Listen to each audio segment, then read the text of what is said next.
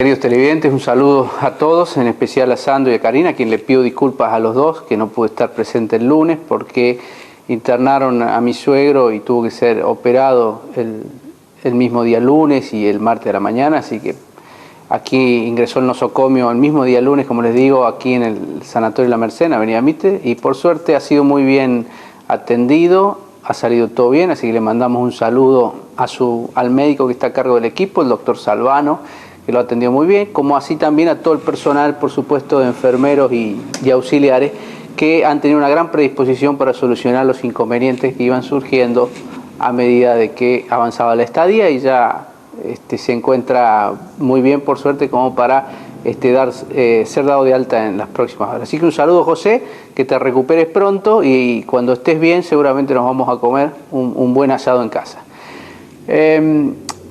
Nos había quedado pendiente, entrando finalmente en la columna, yo les había prometido hablar un poco sobre los números que estaba vaticinando, o más que vaticinando, anunciando, ya medidos, pero adelantando Fernando Iglesias en el próximo libro que piensa publicar. Vamos a probablemente sobre la mitad, último cuarto de la columna, vamos a ir por eso. Primero vamos a contarte una noticia que se conoció el día 28 de abril, hace 8 días, que la habíamos preparado para el lunes, de un informe de la Bolsa de Comercio de Cereales de Rosario, donde después de un estudio exhaustivo, la Bolsa de Comercio, uniendo toda la cadena de valor del agro, ha llegado al número final de lo que aportó el agro en estos últimos 13 años en concepto de exportaciones a la Argentina. Fíjense ustedes, el número es muy alto, o sea, 273 millones de dólares ingresaron al país en concepto de exportaciones de la cadena de valor del sector agropecuario. Esto incluye, por supuesto, harinas, aceites vegetales, probablemente metalmecánica de agroindustria, cosechadora, etc. Todo lo que se exportó del sector agropecuario. Cuando uno tiene presente que no solo la carne, sino las harinas, los aceites y los cereales, todos tienen retenciones, de aquí probablemente surja aquel número del cual ya hablamos una vez y hemos señalado tantas veces, de 75.000 millones de dólares que ingresaron solo en concepto de retenciones, que forman parte probablemente de estos 273.000 millones. Como siempre decimos, la Argentina tuvo una década privilegiada, como no la tuvo desde finales del siglo pasado y principios del siglo XX, de finales, del siglo XIX y principios del siglo XX, donde había una generación formada, una generación ilustrada que supo aprovechar esa ventaja competitiva que tenía por alguna coyuntura internacional el país y desarrolló y modernizó el país. Lamentablemente, por estar en manos de esta clase iletrada que se quedó en la década del 40, no aprovechamos estos años que fueron fantásticos para la Argentina. Fíjese, 273.000 millones de dólares solo en concepto de exportaciones agropecuarias.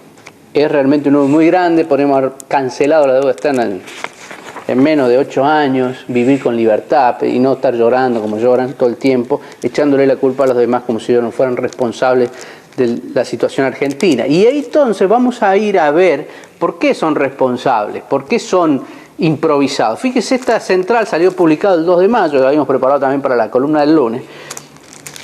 Construyeron en Río Turbio, a través del ministerio que está a cargo de Debido, una central para proveer energía, porque como ustedes saben hemos perdido la soberanía energética, en Río Turbio, que nos costó 700 millones de dólares porque iba a ser abastecida con carbón de la mina de Río Turbio, del yacimiento carbonífero de Río Turbio.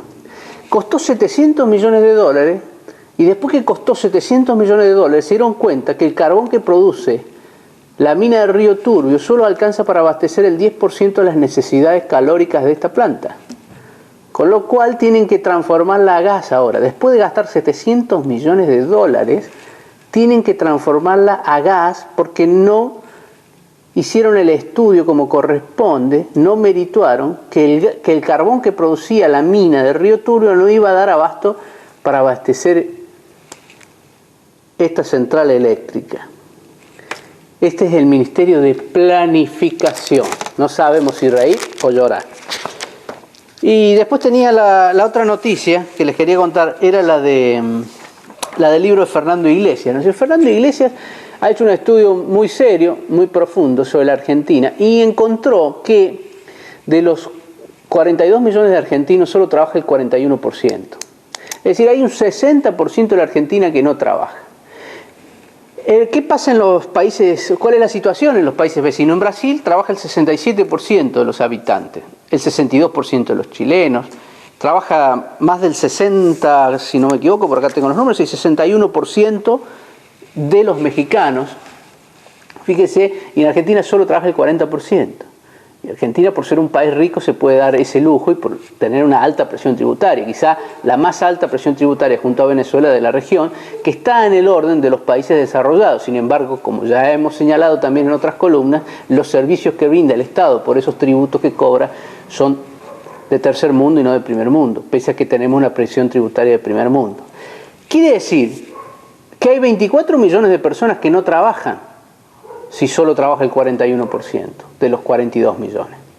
Si de esos 24 millones de personas que no trabajan, 16 millones de personas están en edad laboral. Es decir, 16 millones de personas, los demás son menores, por supuesto, pero 16 millones de personas están en condiciones de hacerlo y no lo hacen.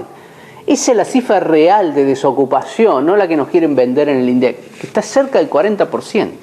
Esa es la cifra real de desocupación argentina. Gente que no está trabajando y está en edad laboral. 16 millones de personas. Es como cuando uno le pone número a las cosas, como siempre decimos, se caen los relatos. Y por último, para despedirnos, recuerdan ustedes que en Puerto Madero las elecciones que quedaron pendientes, el resumen de la elección en la Ciudad de Buenos Aires, digamos de paso que ya se hicieron las elecciones generales en la Intendencia de Mendoza, que fue el domingo pasado, y triunfó la alianza entre el radicalismo, los socialistas, el PRO, etc.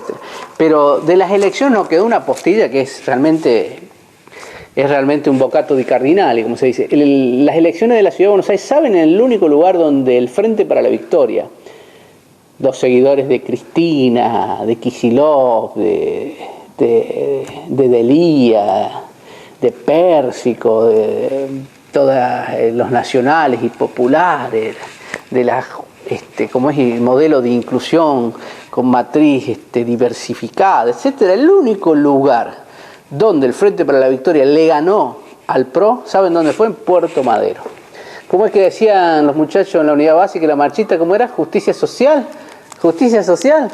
No me haga reír que me va a hacer doler la barriga, por favor. Hasta el lunes que viene.